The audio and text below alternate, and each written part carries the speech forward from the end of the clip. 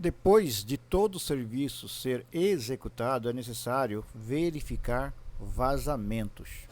Tá? Então, com a buchinha, sabão, verificando item por item, conexão por conexão, mangueira nova colocada, e aí então verificar vazamento da mangueira que você colocou e também de outras conexões que ali estavam, porque com o tempo pode haver também vazamentos. Então isso é muito importante para o técnico em fogões.